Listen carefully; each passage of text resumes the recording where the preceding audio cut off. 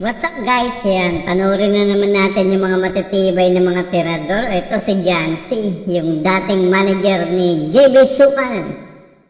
Yun o, grabe, tinago yung pumato. Yan talaga advantage guys, pag magaling kayo mamlesing, madali kayong manalo. Importante talaga sa billiard, may sureball ka, may pamamaraan, at importante yung depensa. Wag na wag niyong alisin yan yung depensa. Yun, na bad shot. Tulad nun guys, pag magaling ka mamlesing, ayan, ball in hand. Advantage mo na yan. Possible, kaya mo nang ubusin yung bola. Ayan, panoorin natin guys kung kaya bang ubusin ni Jancy yung bola kahit matigas.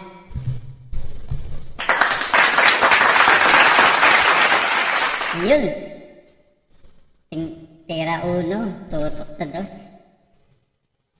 Magaling talaga tong mga Pinoy player. Pinoy billiard player.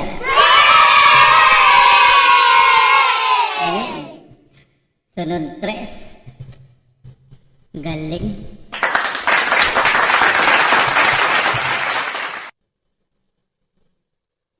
Ayun, kinontra guys. Pinektusan nyo ng kaliwa.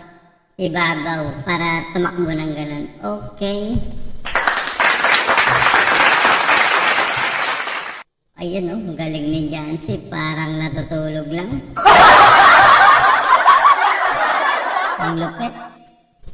Pwede nang iposta dito yung lupat bahay natin guys para maging mansyon. Ayun, tira 5. Boom! Napaka-sureball naman. Ayan, tira 6. Magaling rin to si Jancy, mabilis manira, hindi ka antokin dito guys.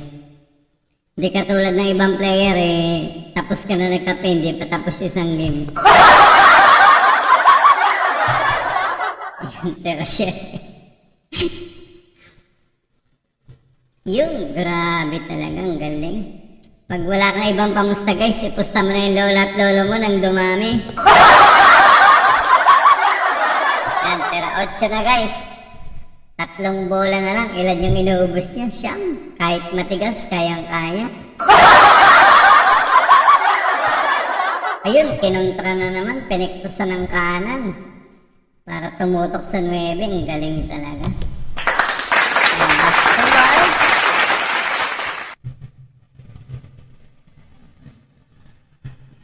Tira 9. Boom! Grabe. Ayan, sports game na guys. Panalo na si Jancy.